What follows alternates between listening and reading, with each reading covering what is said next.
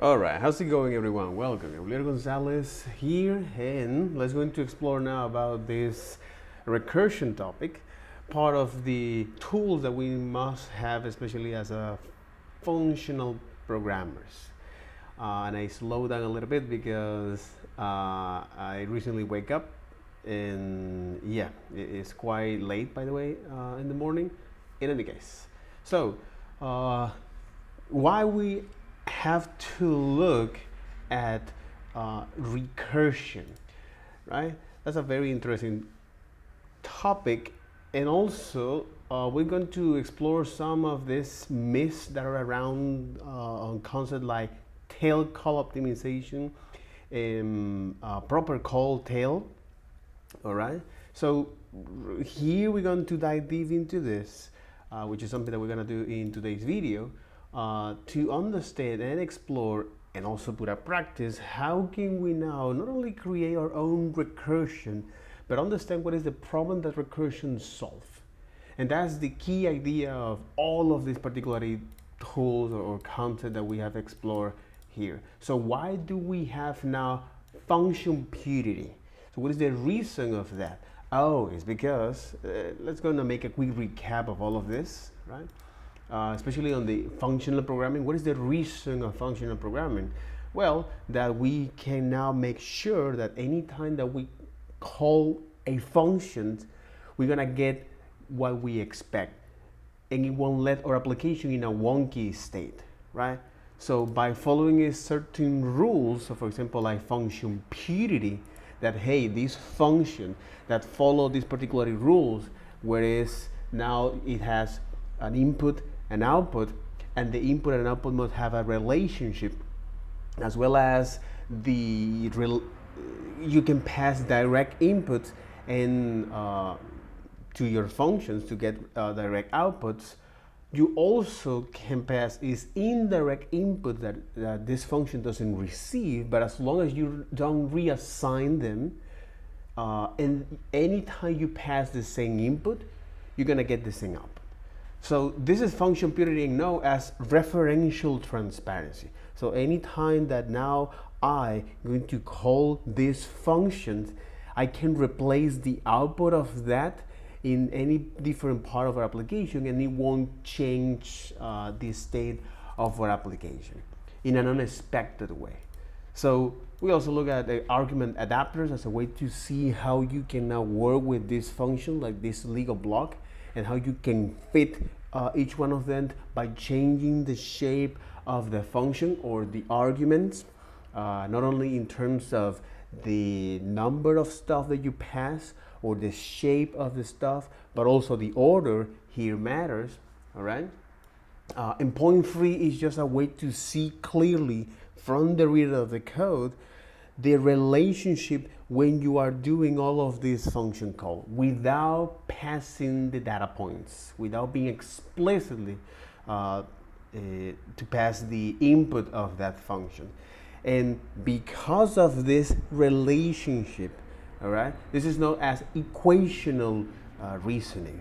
So you are now passing is a function with the same shape to another function. So the function output to another function input, and as long as they have the same shape, this is known as equational reasoning. So we use this in combination with closure, which allow us is to any time that we need to, for example, access to outer scope, or having access to variables that are outside of the function that is being executed. All right. Instead of mutating the state of those functions that we are or those variables that we're closing over, all right, return a new state of that function. In other words, is that pass the new state in the function call. So this function is going to call it again and again and again. So it also describes that when it comes to knowing when this function must execute, it is important to know whether it is eagerly or lately, because with that we can now is decide when this computation need to happen, which saves of course a lot of money and time, and also you can actually use a technique called memorizations to any time that you already compute this or you perform this computation. If we already did that before, we already have now some sort of table that we memorize.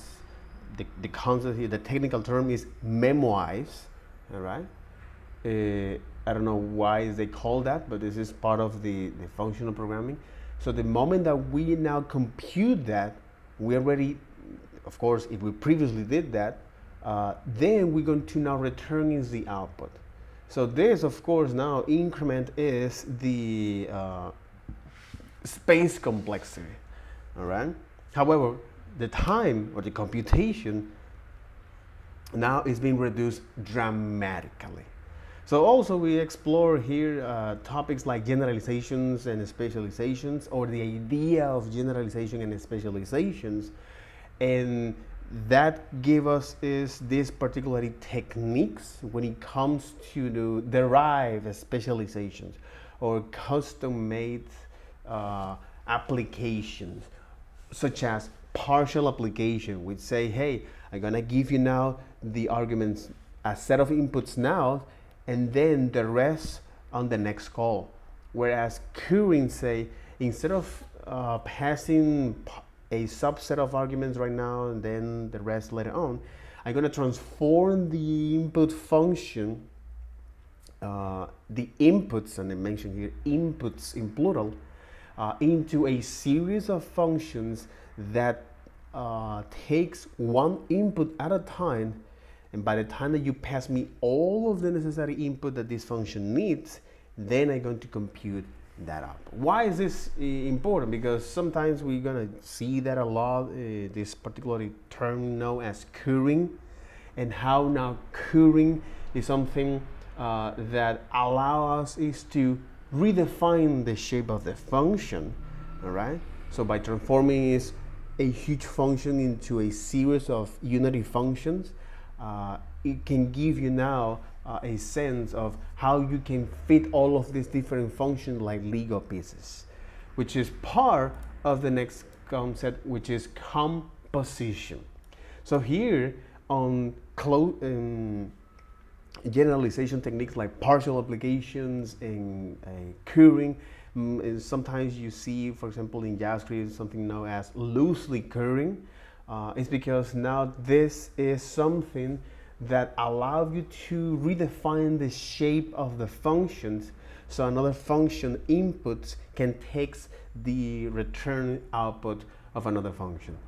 Despite that it might sound like a riddle, but it makes a lot of sense in terms of Lego pieces, when you now stack one another and another and another to actually help you to build something.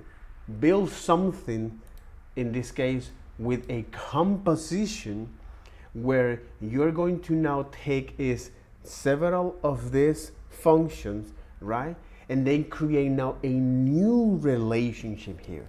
So with composition, the value proposition of this, of why do we care about composition, is that we can now see the flow, the data flow much more clearly. That's the reason why we are using, applying composition, at least in the computer science. Is the ability to actually now explore the data pipeline relationship much more declarative. So instead of you having to mapping, and this is also something true, oh my God, if you work, for example, in Java applications or object-oriented programming, when they emphasize heavily on inheritance, so you are going to try to map where this data comes from until you finally get it. Doing that map requires a lot of cognitive work. I'm talking about is sometimes minutes or sometimes hours to figuring out that map. So that's why the composition here, which is something that we explore here as an example, all right, where you can now is define is several of these functions. So with composition, instead of actually storing memory for this, for each one of them, right?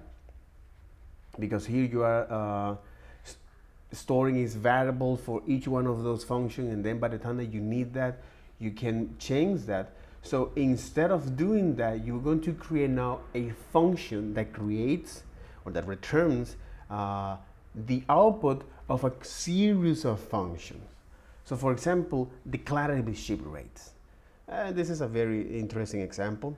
But the TLDR of this is that it allows you to hear, watch the data flow much more clearly. And also is way much more meaningful, because of the total cost here. So the total cost here is telling you, hey, we define this variable with this identifier called total cost, base price plus shipping rate. All right, and the shipping rate is, what is the shipping rate? Hey, we are now saying, hey, we're calling it the increment, and then the triple minus 2. So you are now seeing is what is the shipping rate in this case, and also the data flow. And talking about data flow and talking about this declarative data flow, that's why we look at the concept of compose in pipe, because compose allows you to now, as the name suggests, is to giving a collections of functions. I'm going to call them in a particular order from right to left. Once you pass me an argument that is going to be the input of this function, or the arguments, when I receive the arguments, I'm going to pass to the first function. I'm going to compute that, and the return output will be now the input of the second function, and so on and so forth. You know, or you can also implement your pipe, right? Which is also something that we did here, right? With pipe, is like how you can create now these functions that is going to run all of these collections of data. And it's quite interesting. I actually made this here, by the way, for example, the pipe example, because now we are wrapping this function, the pipe function, where we are going to get is our collections of functions first, and then return a function, because we want to save all of this reference, all of this function that we're receiving here. Let me zoom in a little bit. What the fuck is for real? I don't believe you. You got it? I don't know if you are able to see that.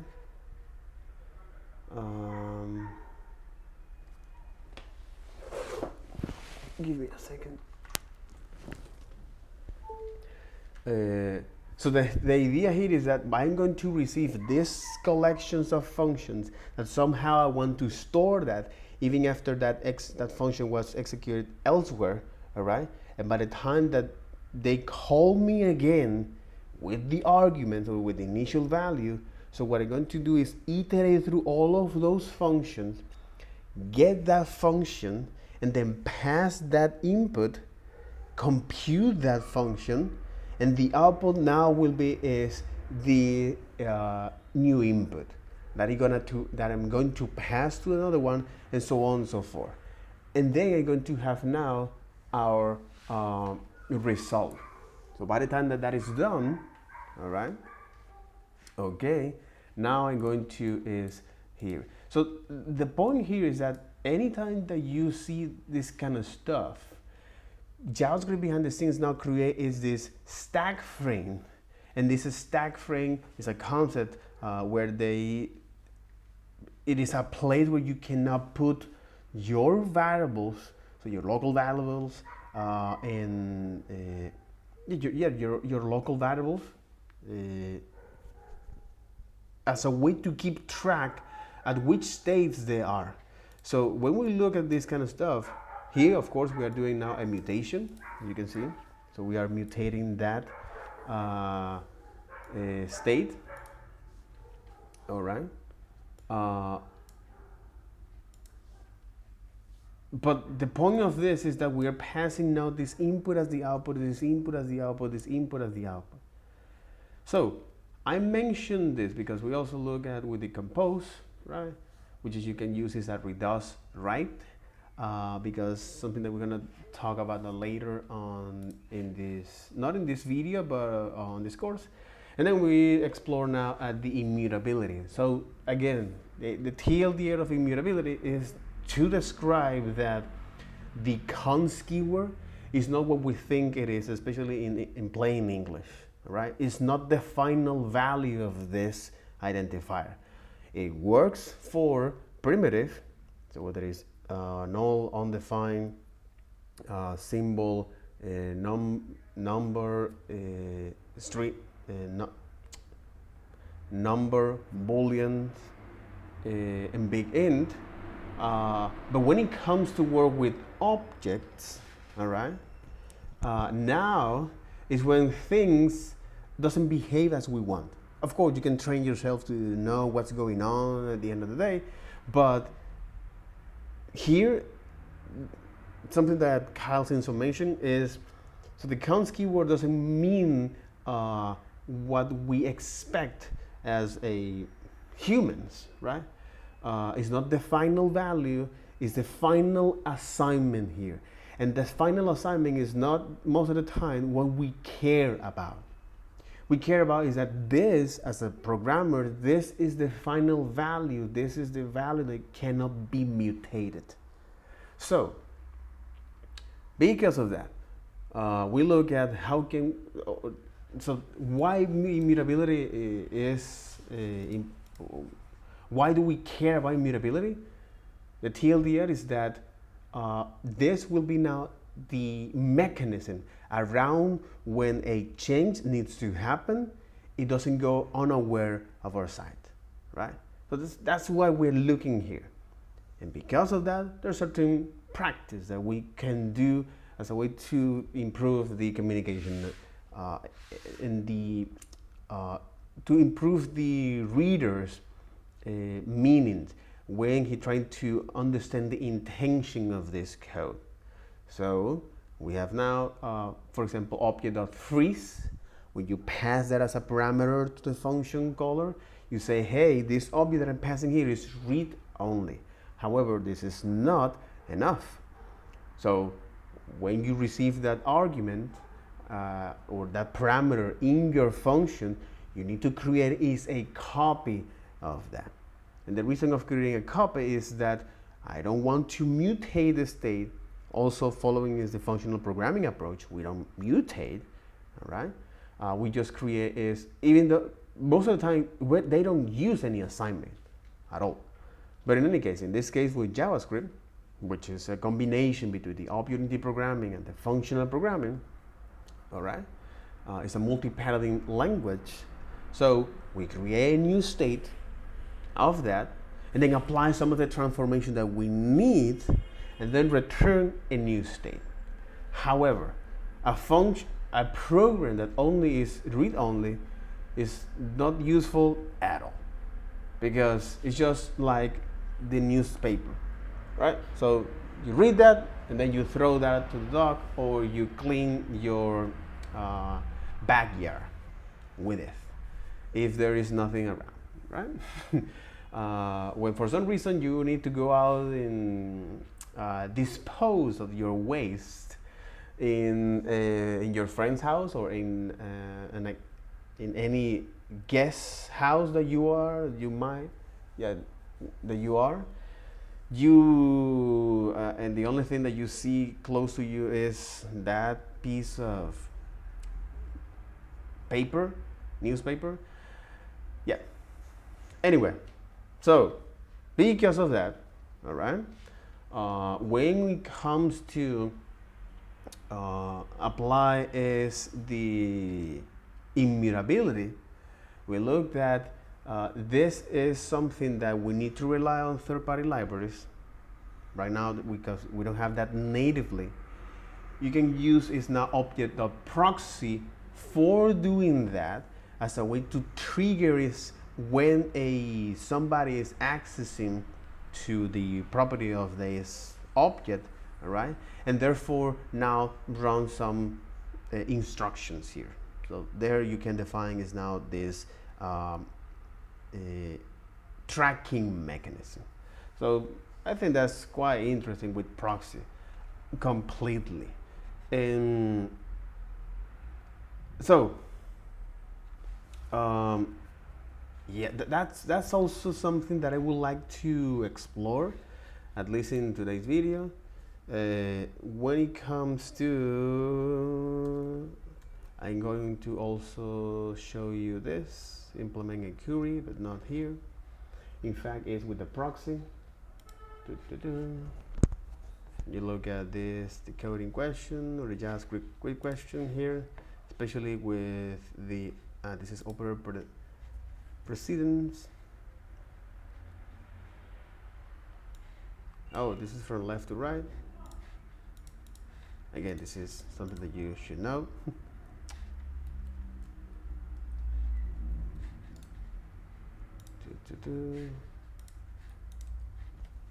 I think this is from left to right.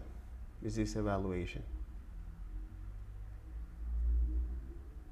You want to coerce that?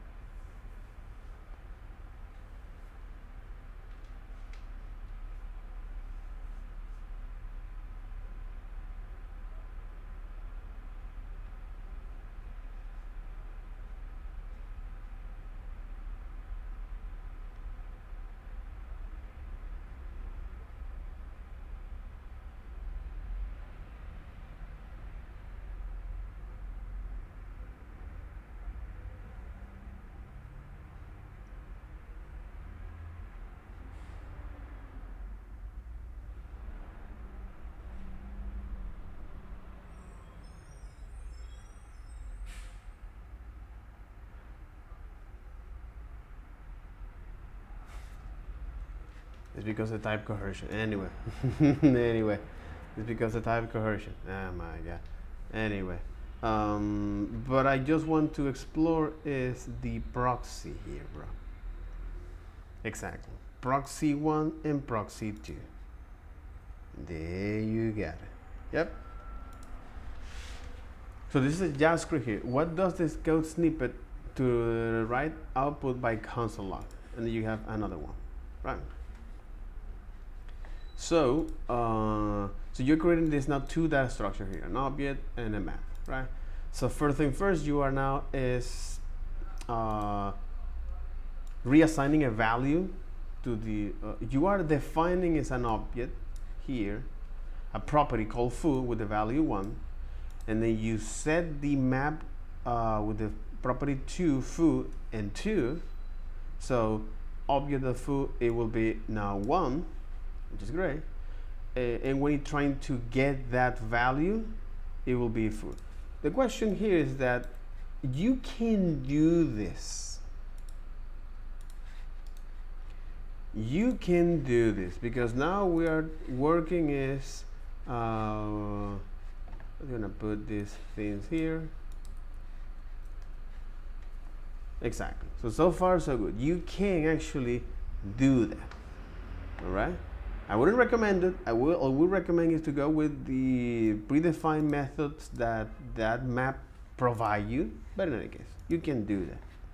However, when we define now these new two objects here, especially with proxy, okay, we're now, especially with proxy, proxy NDN, right? We're now here with proxy. You say, hey, give it to me in English. Yep. So with the proxy, enable you to create a proxy for another object which can intercept and redefine fundamental operations for that object. So you are now saying here is that you create a proxy with two parameters, the target and the handler. So the original object which you want to proxy, the target, and the handler, which is the object that define which operation will be intercepted and how to redefine intercepted operations. So if you pass now an empty object like this, because the handler is empty, this proxy behaves just like the original target. So console proxy 1, message 1, and proxy 1, message 2, right? It behaves just like the original target. To customize the proxy, we define functions on the handler object, for example, like get.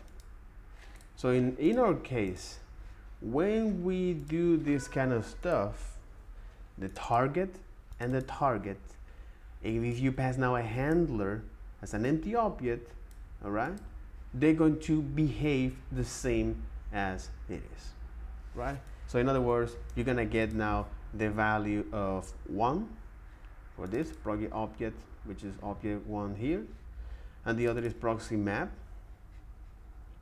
get foo as it is. So I'm assuming that. Here we go. And it is interesting because okay. So for objects that okay, but for map methods, method map like get call of incompatible receiver here. That's interesting. That's interesting. So for objects, yes it is, but when you're trying to use now but when you're trying to use is a special type of objects or exotic objects, a special type of objects, then this is what it's good. So object internal methods. Objects are a collection of property. However, the language doesn't provide any machinery to directly manipulate that stored in the object. Rather than object define some internal methods specifying how it can be interacted with. For example, when you read object.x, you might expect the following pattern. So you're going to check now if x exists on the object. If it's not, it's going to search up the prototype chain until it found it. If x is in the data property, the property descriptor value attribute is returned. If the x is an accessor property, the getter is invoked and return value of the getter is returned. There isn't anything special about this process in the language. It's just because ordinary objects by default have get internal method that is defined with this behavior. The object x property access syntax simply invoke the get method on the object, and the object uses its own internal method implementation to determine what to return. As another example, arrays differ from normal objects because they have a magic length property that when modified, yes, another example, arrays differ from normal objects because they have a magic length property that modify it is like that. So the point of this, especially when using is now proxy, okay, we create a new proxy object, and this proxy object no up forwarding proxy, basic example like this. All right. No up forwarding proxy, no private property forwarding. That's interesting. That's interesting.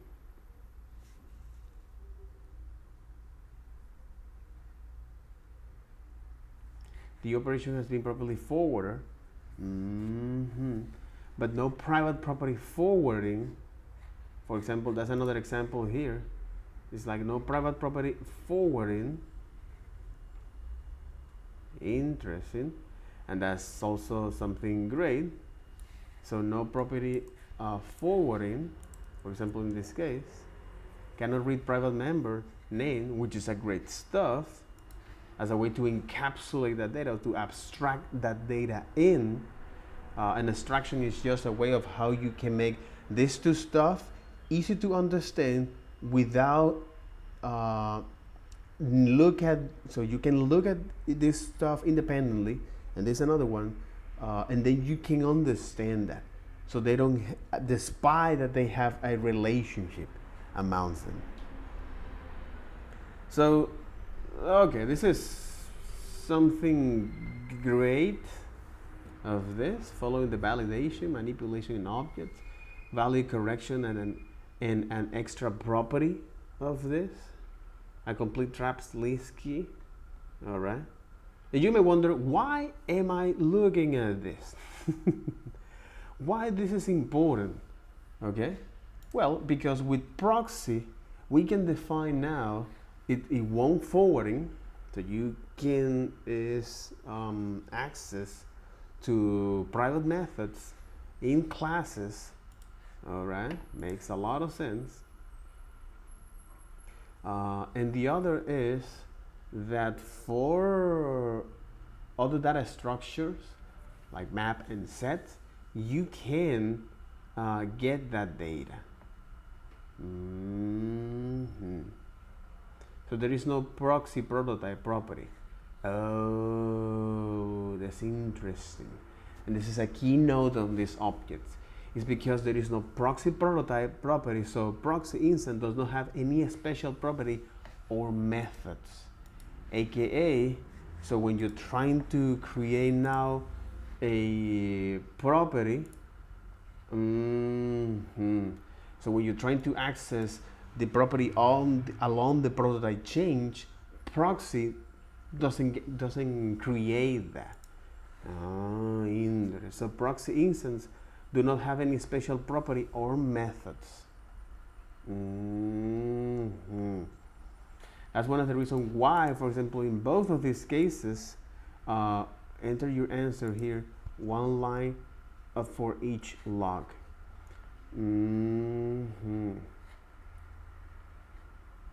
So here the 1, and then 2, and then 1, but because it can't have access to the prototype chain, because it doesn't have any prototype, it doesn't have anything of that. Makes a lot of things. And that's why we look at this. It's like, hey, I can't have access to that, therefore, okay, I can't have access to that, therefore there is no prototype chains here. Call on an incompatible receiver map.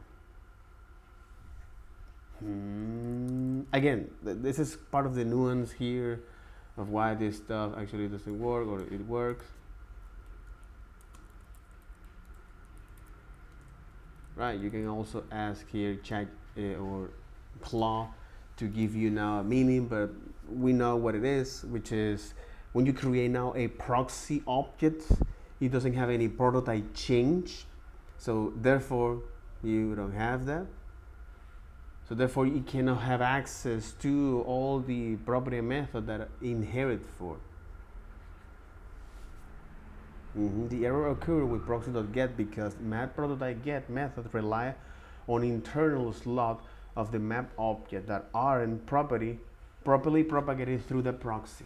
When you call the method like get map, this method internally access special property called internal slot in JavaScript specification like map data that store the actual map entity. However, the standard proxy object doesn't automatically forward access of this internal slot. So in other words, anytime you create a proxy object, okay, a new an object without the prototype is created, therefore cannot access to the map methods in the map internal methods in this case.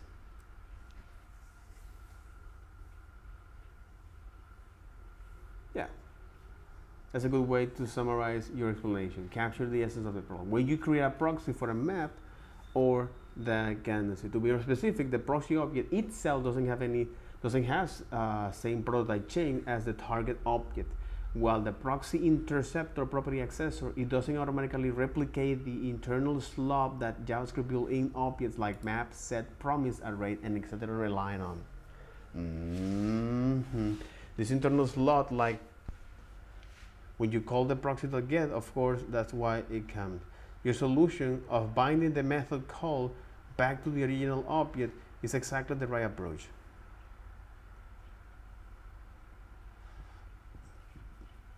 So what you can do is to bind that. Exactly, creating a proxy that preserves this binding. You create a proxy that preserves this bind. And in this case, if this is a function, you say, hey, I want to apply the arguments of this function call here. Working proxy map to get the foo to this work. That's interesting. I actually look at this and I want to make this stuff as it is.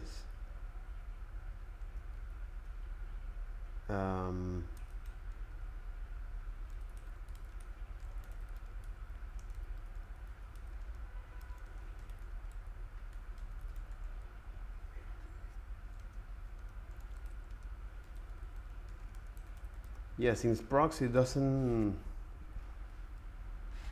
I think I have, yeah. Since proxy doesn't forward internal methods, yeah, since proxy doesn't forward internal method of objects like map, set, array, promise,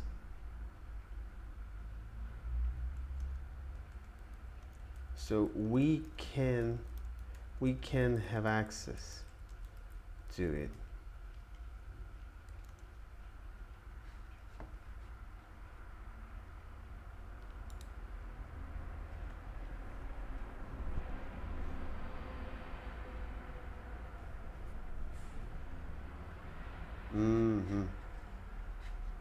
For my guy.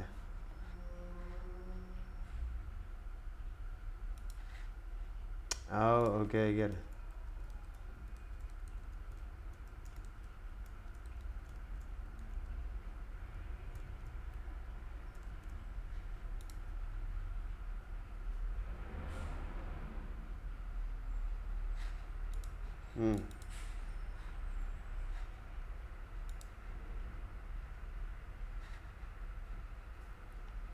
But you expect me to give you is the proper answer. Okay, but the problem is with that.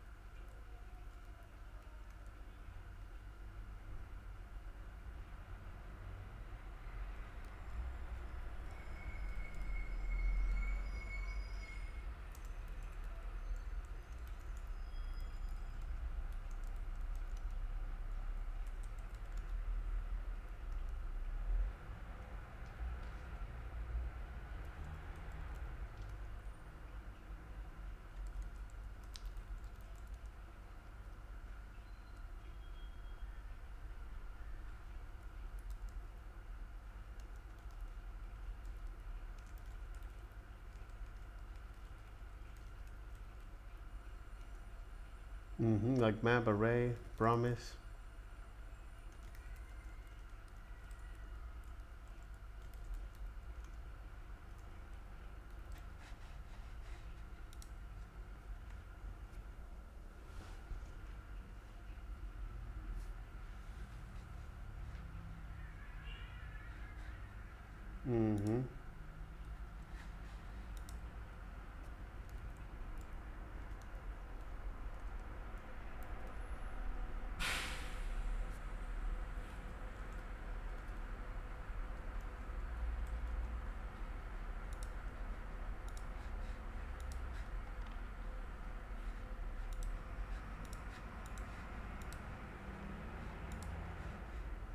Oh, okay, I get it. I get it.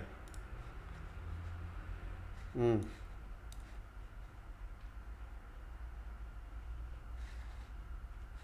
Mm-hmm.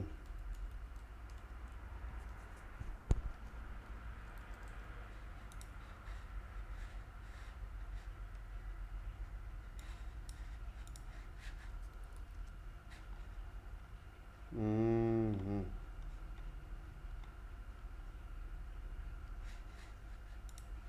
In English, be my guess.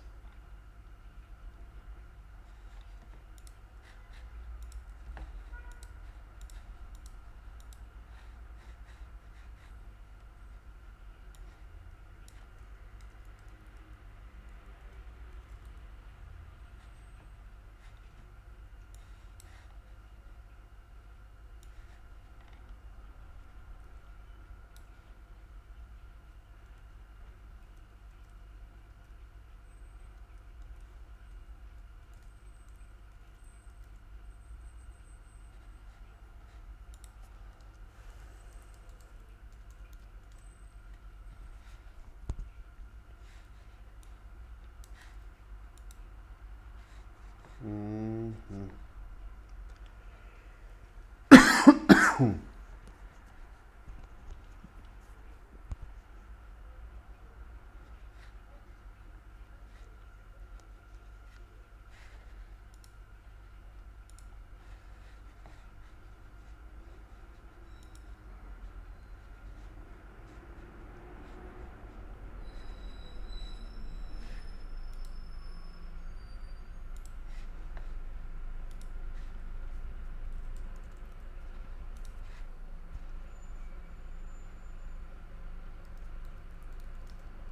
Ah, okay, okay, I get it. Mm-hmm.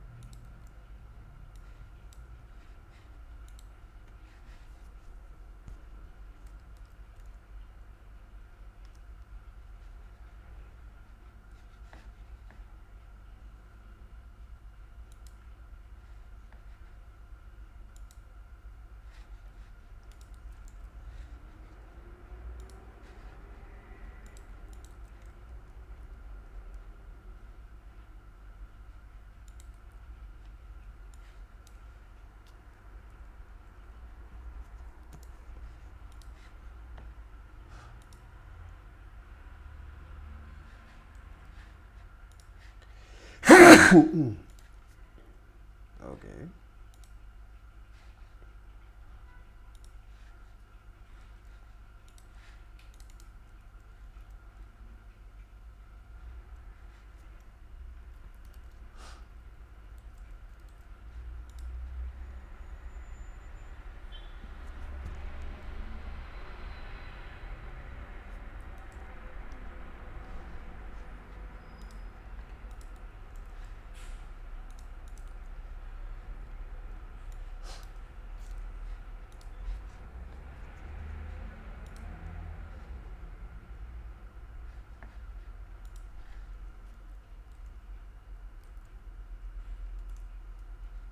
Why not? Hello.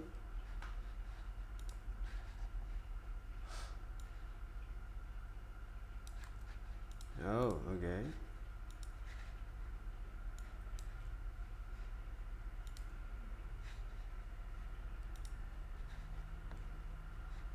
There you go. Okay, cool. Cool, cool.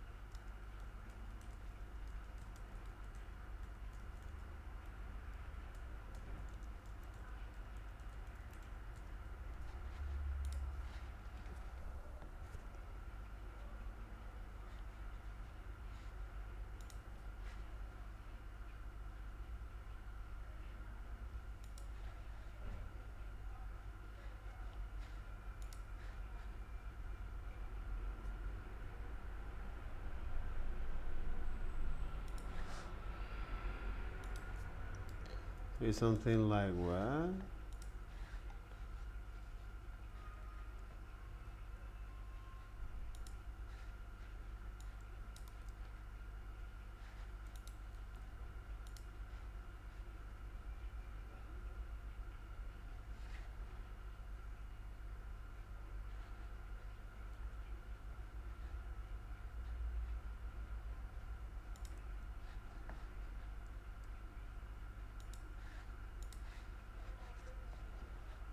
And the same for this, because by the time that it tries to have access to, you're gonna see is the name BFA, but an error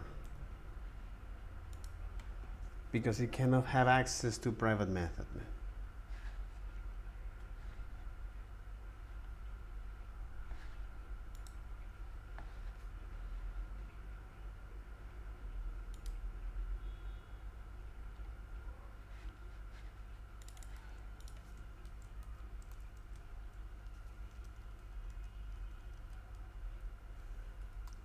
BFA. I mean, this is not error.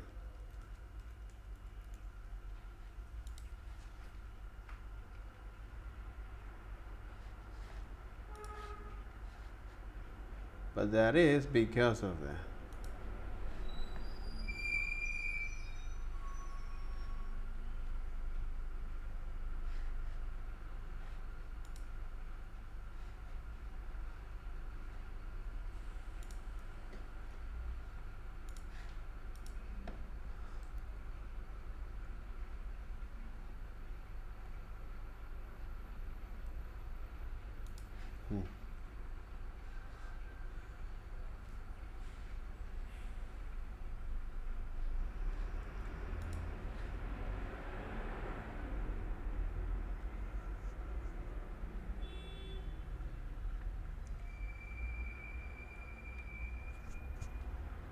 Mm-hmm.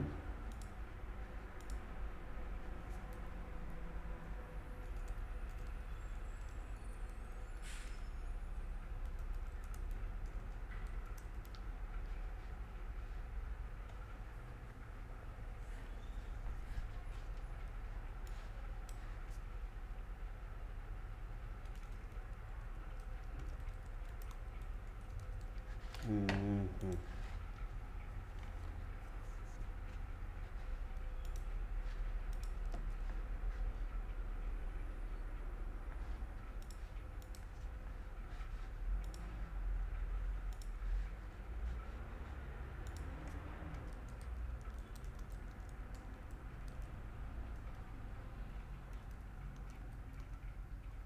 2 4. Exactly. Can a proxy object can have access to private methods in classes.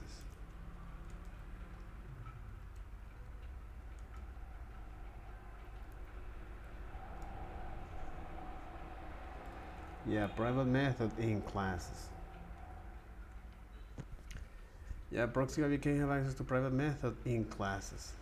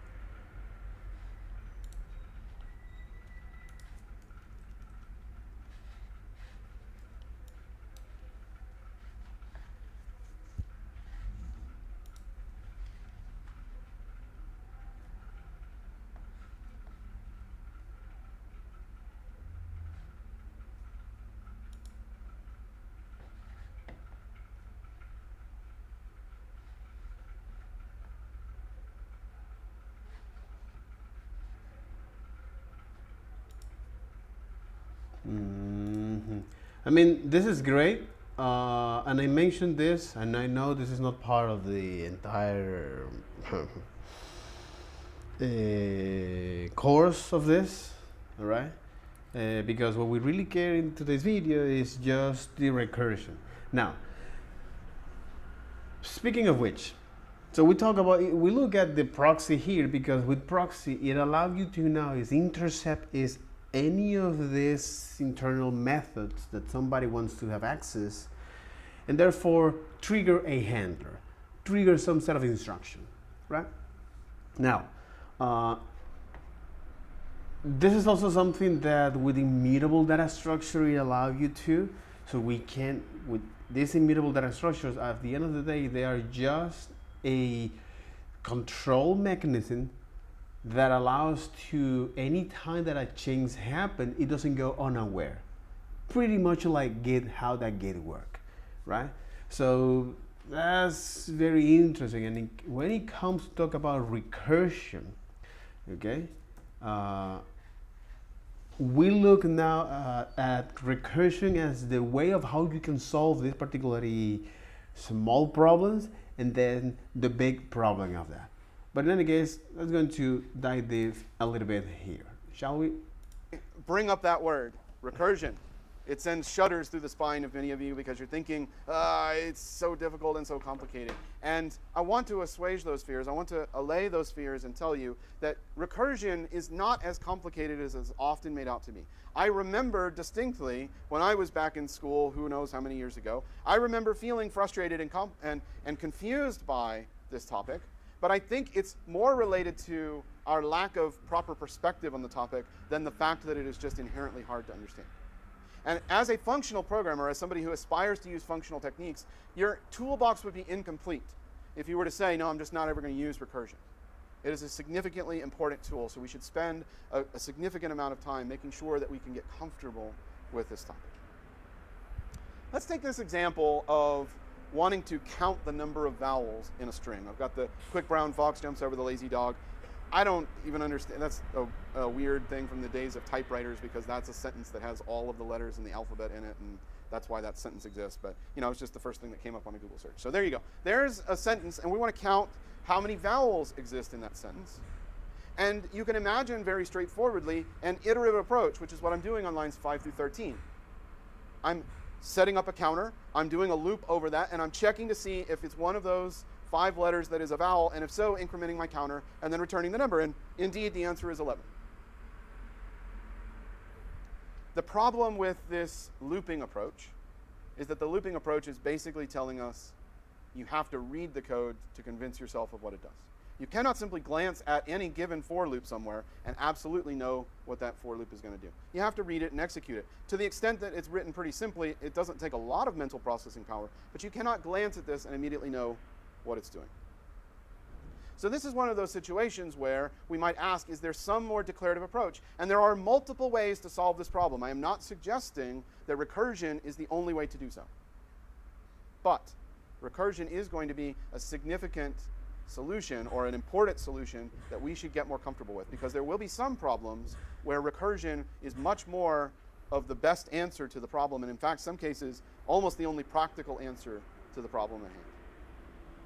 So some problems can be solved with recursion, and some problems really must be solved with recursion. And because that is the case, it should be a tool that we are at least familiar with. The question you have to ask yourself is, what would be a recursive definition for any problem? You have to understand a recursive definition for a solution before you can start writing a recursive function for it. I know this is a shock, but as a programmer, your job is not to get the code to work. Your job is to actually first understand the problem. And so the real... And I want to make a pause here because Kyle Simpson here describes something here. It's like, what is the problem here? What are we trying to solve? You know, and also why I actually hit the stop button here to look and explore what in the F is this stuff, all right, that we're going to do about it, especially so the one that is relevant for us in terms of the proxy. Just to bring the proxy concept here, is that what is the problem that proxy solves that? Oh, is that we don't have any way of how in JavaScript can detect when an object change or when somebody access.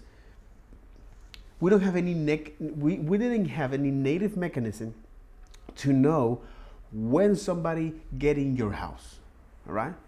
So what happened here in objects is that now you have is a mechanism that tells you what is the target object you want to inspect when somebody operate with them, when somebody interact with them. And this is the list of operations that they can that you can intersect. Get, set. There's also I'm just using the two of this because this is what I recall about them. There are also some other property in that list. But the thing here is that we know now is what is the problem that is trying to solve, and also it is trade-off that you can have now, or that you can have access to the prototype change because it creates an object, a proxy object without any prototype. So therefore, you are with what you have. And also, you can read is private methods or private the data, right? So here what we're looking is now with recursion is kind of like that. You cannot glance at this and immediately know what it's doing. So this is one of those situations where we might ask, is there some more declarative approach? And there are multiple ways to solve this problem. I am not suggesting that recursion is the only way to do so. But recursion is going to be a significant solution or an important solution that we should get more comfortable with, because there will be some problems where recursion is much more of the best answer to the problem, and in fact, some cases, almost the only practical answer to the problem at hand. So some problems can be solved with recursion, and some problems really must be solved with recursion. And because that is the case, it should be a tool that we are at least familiar with. The question you have to ask yourself is, what would be a recursive definition for any problem? You have to understand a recursive... That is a good question. So what will be a recursion recursion definition to a problem? Okay. Definition for a solution before you can start writing a recursive function for it. I know this is a shock, but as a programmer, your job is not to get the code to work. Your job is to actually first understand the problem. Your job as a coder is to first understand the problem. Understand the problem. Oh my God. There you got it. Your job as a coder is to first understand the problem. So the real question here is, if my problem that I need, or the algorithm that I want to design, the solution that I want to provide is how many vowels are in a string, I have to ask myself, how would I define that in a recursive way before I could ever start writing a recursive function? So for example, it's like this, but you're talking about how. So from the following exercise here, you gotta paste here and then do something like this, and then you get it, yada yada. And there are, in fact, often multiple in a string. I have to ask myself, how would I define that in a recursive way before I could ever start writing a recursive function? So how could I define this? Okay, so how could I define this in a recursion solution? And there are, in fact, often multiple ways to recursively define a problem. Some problems, basically, there's only one. Some problems, there's two or three. So I'm not suggesting this is the only way to approach it, but I think it might be one of the most natural ways to approach it. And it goes under the general heading of reducing the problem set. Okay? There are several ways to do it, but the most intuitive, I will say. I think it might be one of the most natural ways to. Okay, or the most intuitive ways to approach is to by reducing the problem set. Approach it, and it goes under the general heading of reducing the problem set. Is by reducing the problem set. Okay, so I have an undetermined number of characters. I don't know how many characters are in that string. I have an undetermined number of characters, and in fact, if I'm trying. Exactly. So there are several ways to do it, but the most intuitive approach is to by reducing the problem set. Okay, so we have now So we have now a huge gigantic problem here, and we're gonna take that piece by piece, right? To create a utility for this, it needs to handle any string length, from 0 all the way up to infinite string length, right? So I don't know how many characters I might have to look at. But what I can say is that it would be better if I solved a smaller problem. Whatever the string length is, if I was looking at one fewer character in that string, that would be an easier problem to solve than my current length, by one character.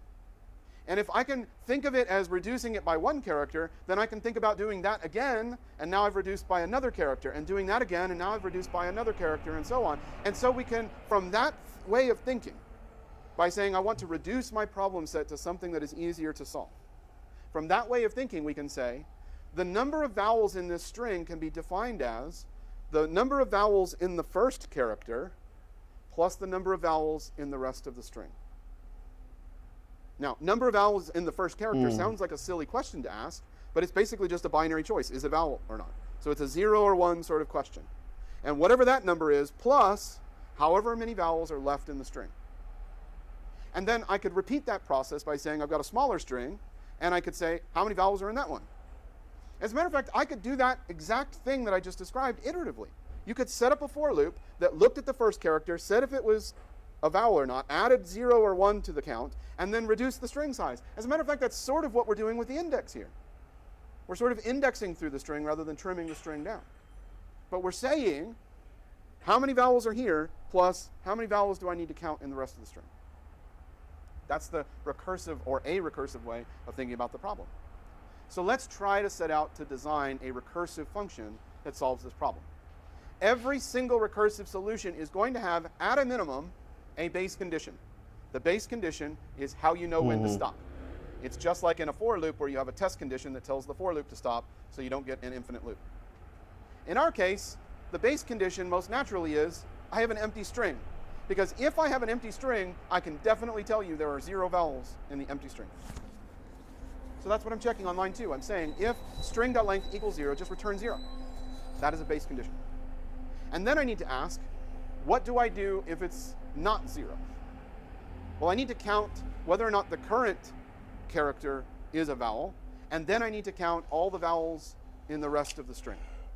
You with me? So how do we do that? First, we, line 3, create first, and we set it to 1 or 0.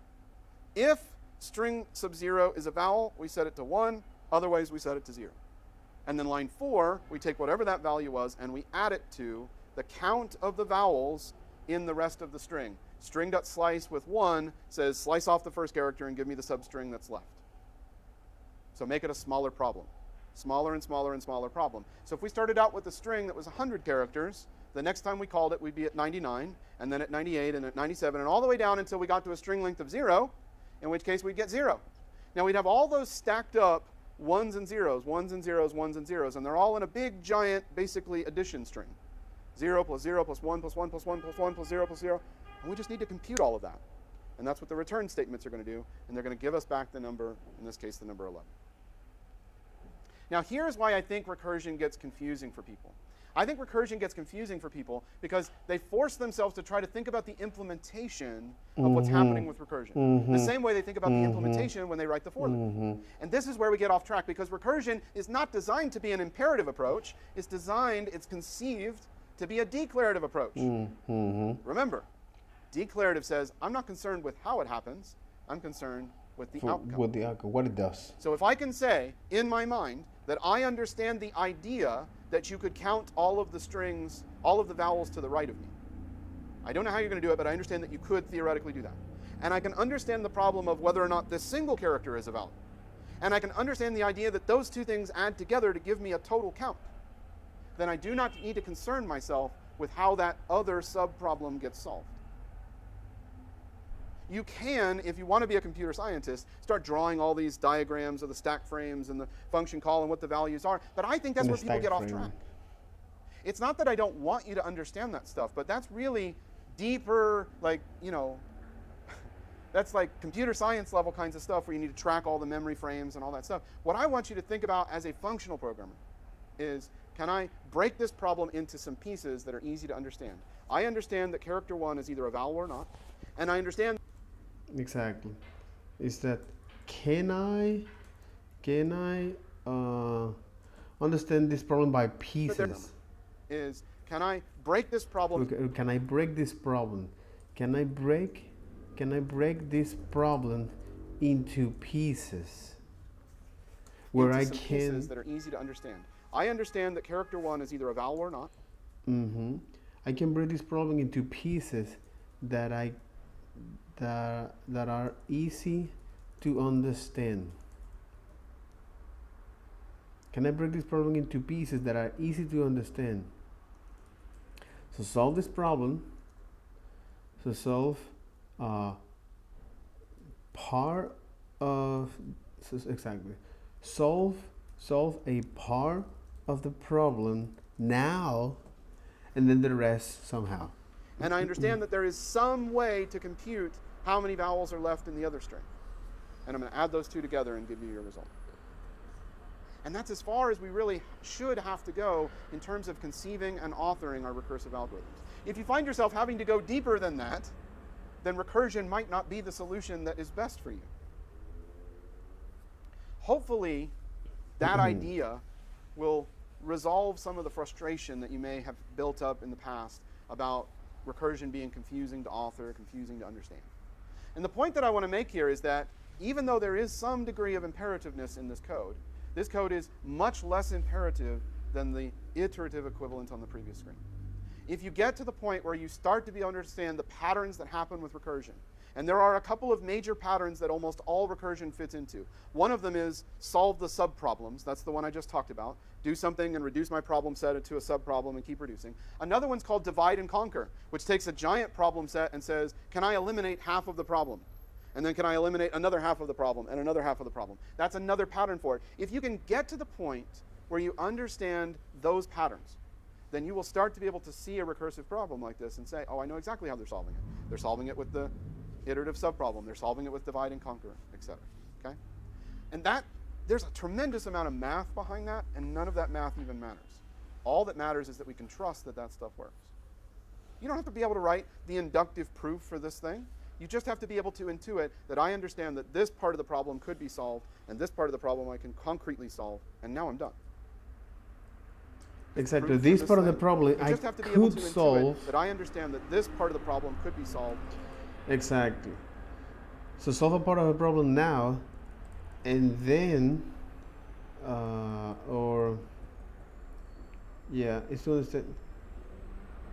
So this part of the problem could be solved. And this part of the problem I can concrete. Exactly. So this part of the problem I can solve, or this part of the problem I could solve,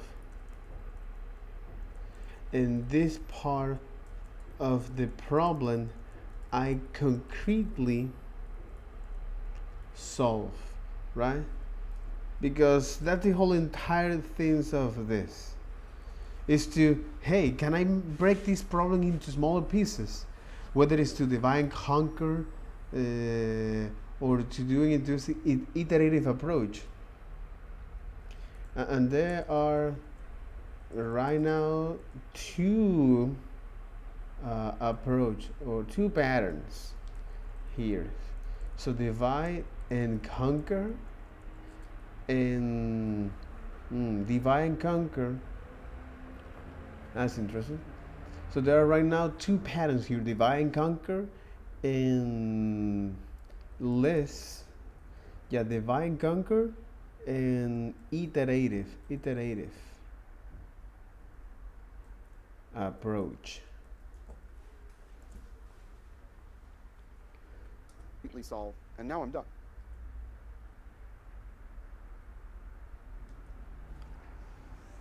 Now, there's one little part of this particular recursive algorithm that I want to call out. This is sort of a little nuance, but it actually can sometimes lead to better solutions. So I want to at least call this out.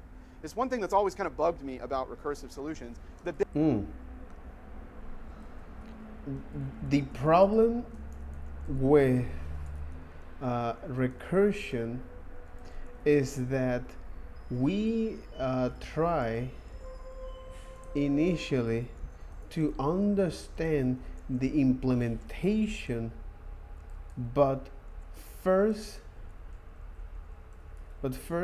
we need to know what is this. We need to know if we can solve this in a recursive way. So by calling it sale, so by having these smaller problems, so by having this problem that I could solve, and then this concrete problem that I can solve. Base condition here is at that very last time. Remember, we've got a string that's 100 characters long, and we pass in that final empty string. We make a function call, we pass in an empty string just so that we get 0 back out. What has annoyed me always is that always felt like a completely wasted function call. Like, if I could just look ahead one character, I could know that I don't need to make that final function call in that particular case. It's not that that final function call is the difference between a performance solution and not. Okay, so I'm not making a performance question here. This is more of almost like an obsessive kind of thing, like, no, I don't want any more function calls than I ought to have. I want to design an algorithm that only does the bare minimum necessary function calls. So is there some way for us to preserve the declarativeness of this, but still avoid that final base condition? And this is the pattern. It's a slight tweak on this pattern that I want you to consider. Instead of checking our base condition first, we can reorient ourselves to simply checking everything on this first character and only doing the recursion if there's actually more work to do. It's not as complex as that may sound. So let's take a look. Here I'm going to only doing that I want you to consider. Instead of checking our base condition first, we can reorient ourselves to simply checking everything on this first character and only doing the recursion if there's actually more work to do. It's not as complex as that. So you're going to pass now this string. Here I'm going to compute first variable, that first variable, I'm going to compute it first. And then my base condition is going to look different. My base condition is going to check for string length less than or equal to 1. Rather than for 0. Because I've already computed for a single character string, I've already computed my 0 or my 1. And now I'm simply saying, I only need to do more work if there's actually other stuff in the string. If I'm in an empty string or a single character string, there is no more work to do. So let's not even make the recursive call in that case, simply return the 0 or the 1. And if we've passed that return statement on line 3, we know there is more work to do, and we simply do the same work we did before, which is first plus the rest of the string, the count of the rest of the string. It's just a slight tweak on the way of thinking, but it says, do the work now, think about the work now, and then decide if there's any more work to do, rather than sort of thinking about it in terms of deferring the work until later. It just changes the position of the base condition. And I've often found that that little tweak, even though it's sort of servicing my obsessiveness of like not doing extra function calls, actually that little tweak sometimes unlocks better optimizations for recursion. So it's something to keep in your mind. It's something to make sure you're aware of. Not doing extra. Okay, okay. So we're talking about now the anatomy of this. The anatomy of this. All right. So this is now talking about recursion. In the anatomy of recursion, you have now a base condition or stop condition. Okay. The base condition as well as the function to be called.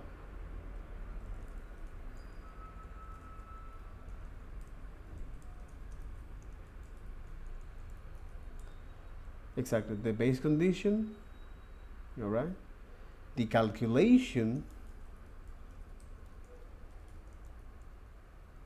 or the computation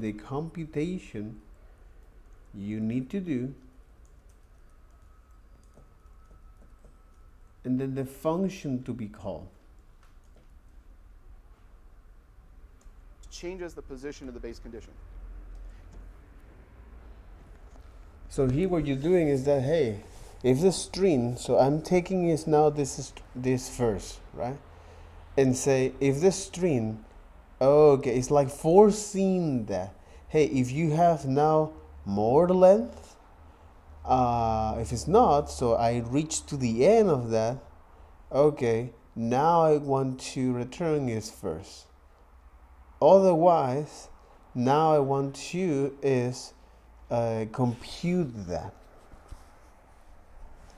So this is just as a way, this is like an optimization call here with the base condition location. So base condition location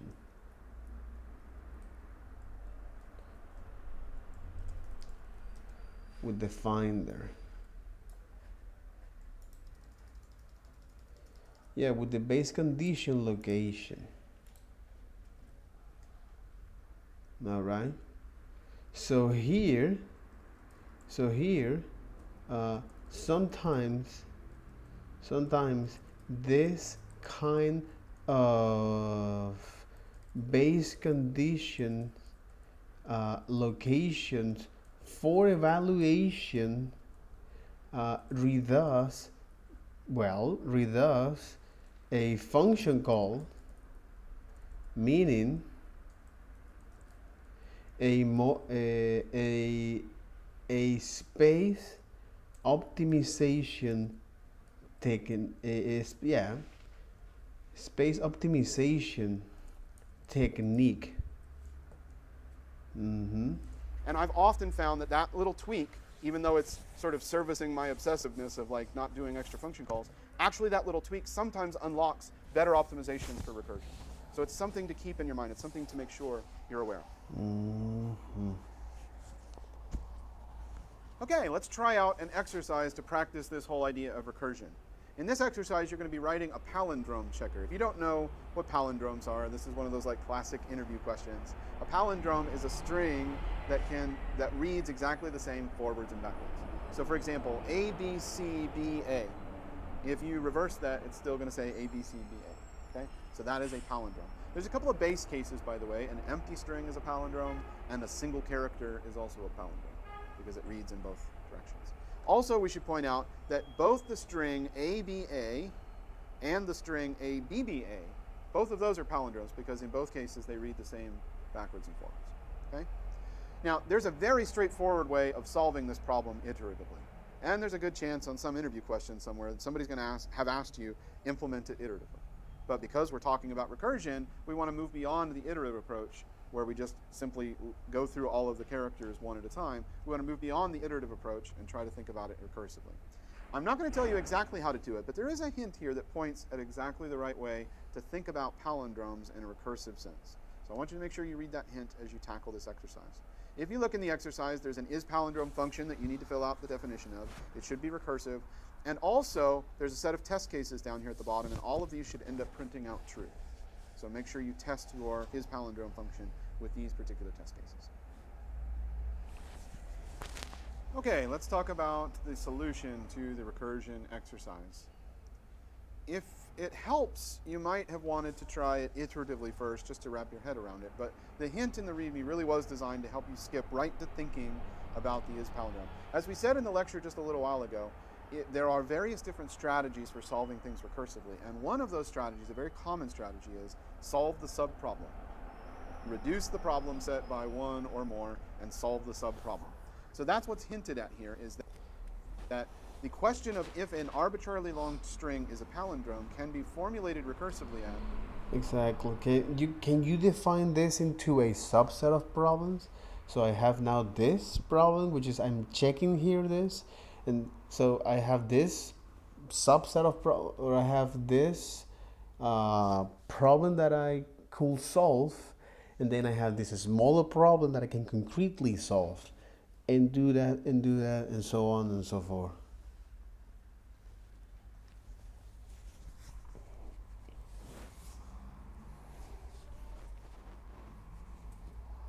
So one way to do that is to actually form that letter as you iterate through that, right? So hey, if this is a palindrome, so what is the definition of a palindrome? That this is a word that can be read back and forward, back and forward, back and forward, back and forward. So it means that the last portion of this, it means that the last portion of both of this the first and the last element of this, it means that they're gonna read they're gonna read the same, right? So if I can check both of them and they are the same, so I solve these smaller problems, and then I can focus to this another huge gigantic problem that again. And solve that again, and solve that again, and solve that again to somebody say, hey, no, it's not a match, so this is not a palindrome, right? Or even though when they reach to that point, okay, if now one character is left, it means that it's a palindrome. So in other words, the stop condition or the base condition for iterative recursive approach is to say, hey, if both of them are different, therefore this is not a palindrome. It is a so palindrome. Again, the idea here is to try to understand is what is the problem you're trying to solve. From if both of these things are true. Number one, the first and the last letter of any given string have to be equal, and everything in between has to be a palindrome. So if you think about this string, the A, B, C, D, B, A, the A and the A are equal. And if we look only at B, C, D, B, that is also a palindrome. So the recursive definition for a palindrome is that the first and the last letter are equal, and everything in between is also a palindrome. And of course, you answer that by doing the exact same thing, comparing the B and the B, and everything in between is because, hey, can I solve this in a recursive way? How we would approach the recursive So what is the definition Let's take of in a this string problem? for our isPalindrome, and let's consider our base condition. How do we know what our base conditions are? Well, I hinted at those here. I said both an empty string and a single character string are in fact palindromes. Just by definition, they are palindromes. So if string.length is less than or equal to 1, then we know we have a palindrome. That we have a palindrome. That's a base condition. Mm-hmm.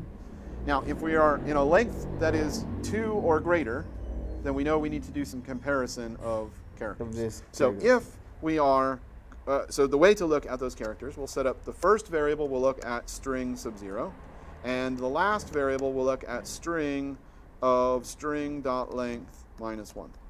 So we'll access the first and the last character. And we need to check to make sure that those are equal. So if those two are equal, if first equals last, then we know we have more work to do. But if first doesn't equal last, then we definitely don't have a palindrome. So we can return false.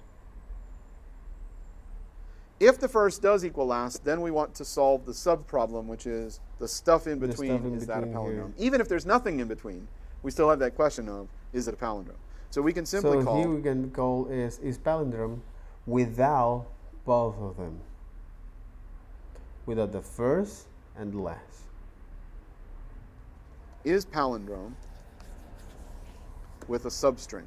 String dot substring. And that takes in two indices. We want the substring from position 1 to the position non-inclusive of string.length minus 1. Checking the documentation on substring. In all languages that there's a substring, it always goes non-inclusive to the final index. So that's why we say -1 instead of -2 there. So this is going to get that smaller substring, which in the case in the README would have been the BCDB. It's going to get that substring, and it's going to ask, is that a palindrome? And then so on and so on. Why is that not the one after the substring? The one, why is that not a 0? Wouldn't you want? We want, because it's inclusive on the left-hand side and non-inclusive on the right-hand side. Okay, it's inclusive. We want to start at position 1, not at position 0. So it's inclusive of the left side and it's Wouldn't you want? We want, because it's inclusive on the left-hand side and non-inclusive on the right-hand side. We want to start at position 1, not at position 0. We've already looked at position 0. Okay. So remember, we've trimmed off 2 characters here. We've trimmed off this character and this character, and we want to look at everything in between. But it still knows that spot is 1, even though you've trimmed. We didn't change the string yet. Okay. We just looked at it. We said string sub 0. Exactly. Okay. And then substring is actually getting a It's subset actually of a the subset of that. Still not Passive. modifying the string. Remember, a string is immutable. It's not going to change. So we'll just do a quick check to make sure I didn't make a mistake here. So we'll it run is this code and we should see all of our test cases non-inclusive pass. of, it is inclusive on the left and non-inclusive on the right. And we see them pass. And so we passed the job interview and hopefully got the job. So let's talk about recursion in the practical sense. All right. We also mentioned here of the recursion. Oh my God. Of the recursion. I think is recursion. This is composition. We talk about here of recursion. Yeah. Do we have that? I don't think so. Closures. We don't have any recursion. Okay, that's interesting. Interesting. Anything immutability? Oh, okay. Recursion.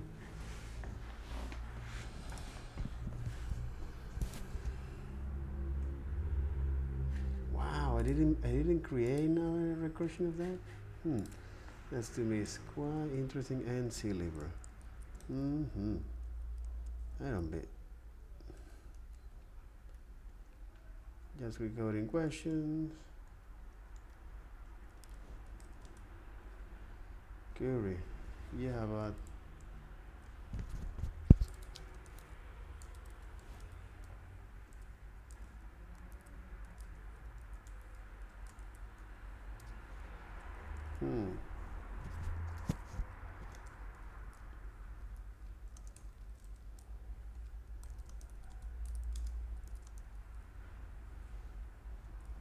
okay, and you got it. You got this one. Let's see the front end.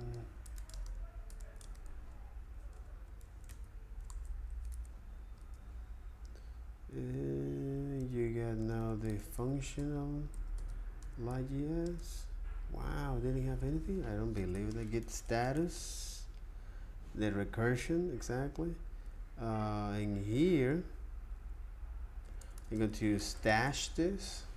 I'm going to stash this so there is no local change. Okay. Git add recursion. Git status. You got it. Okay. And git stash. Right. I want to add now this to a place where I can then look up for that, some sort of stack that I have here, and I want to do something like this. I'm gonna switch to main. I wanna pull the changes, pull origin and main. All right. I think it's main. There you got it. All right. And I want to create now. You can say git checkout with a B branch. Yeah, git checkout branch. The recursion. Okay. And I want to now stash. I want to take a look at what do I have in the stash with list. As you can see, it's now solution immutability. There you got it. But I don't want that solution, by the way. In fact, I want to well, this is my solution here. You know, the first element. Wait, what?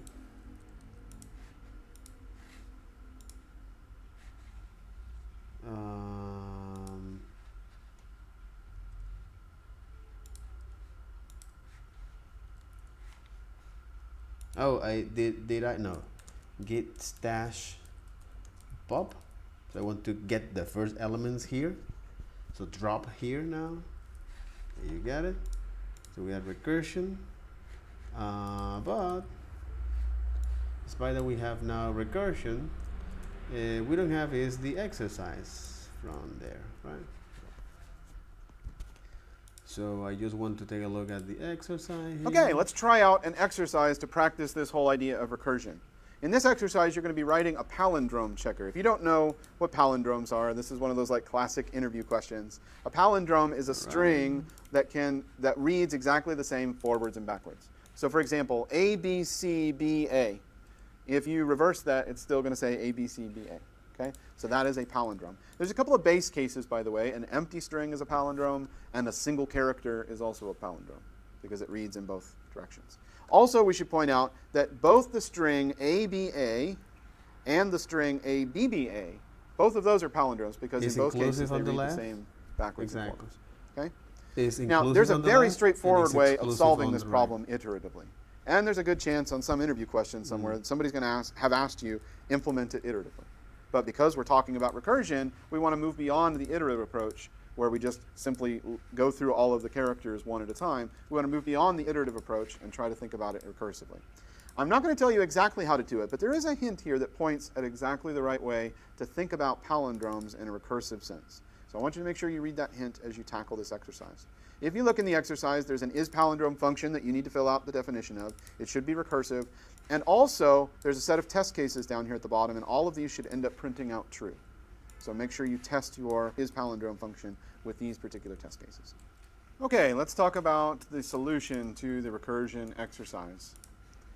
If it helps, you might have wanted to try it iteratively first just to wrap your head around it. But the hint in the README really was designed to help you skip right to thinking about the isPalindrome. As we said in the lecture just a little while ago, there are various different strategies for solving things recursively. And one of those strategies, a very common strategy, is solve the subproblem. Reduce the problem set by one or more and solve the subproblem. So that's what's hinted at here, is that each one the of question this of if an arbitrarily long string is a palindrome can be formulated recursively as it is a palindrome if data both of these things are true. Number one, the first and the last letter of any given string have to be equal, and everything in between has to be a palindrome. So if you think about this string, the A, B, C, D, B, A, the A and the A are equal. And if we look only at B, C, D, B, that is also a palindrome. So the recursive definition for a palindrome is that the first and the last letter are equal, and everything in between is also a palindrome. This branch. But in my case, I don't want to do that by doing the exact same thing, push comparing the B and the B and everything in between. But I want to push so that hints at how we would approach no, the recursive I don't solution. want you to do this. Let's take in a string for our isPalindrome, and let's consider our base condition. How do we know what our base conditions are? Well, I hinted at those here. I said both an empty string and a single character string are in fact palindromes. Just by definition, they are palindromes. So if string.length is less than or equal to 1, then we know we have a palindrome. That's a base condition. Now, if we are in a length that is 2 or greater, then we know we need to do some comparison. So the point of recursion characters. here. So if we are, So the point so the of way to look at those recursion characters, we'll set up here the first variable, we'll look is, at string sub 0, and the last variable we'll look at string of string dot is length that how can I solve this 1. problem in a recursive So we'll way? access the first and the last character. All right. And we need to check to make sure that those are equal. So if those two are equal, if first equals last, then we know we have more work to do. But if first doesn't equal last, then we definitely don't have a palindrome. So we can return false. If the first does equal last, then we want to solve the sub-problem, which is the stuff in between, is that a palindrome? Even if there's nothing in between, we still have that question of, is it a palindrome? So we can simply call is palindrome with a substring. String dot substring, and that takes in two indices. Definition We want the substring from position 1 to the position non-inclusive of this part of string the dot problem length equals minus solved, 1. and this part of the problem Checking the I can documentation on completely solve. substring. In all languages that there's a substring, it always goes non-inclusive to the final index. So that's why we say -1 instead of -2 there. So this is going to get that smaller substring, which in the case in the README would have been the BCDB. It's going to get that substring, and it's going to ask, is that a palindrome? And then so on and so on. Why is that not the All right, one so after the that'll be all substring? for The one. this video. Why is Take care. that not a 0? Wouldn't you want? We want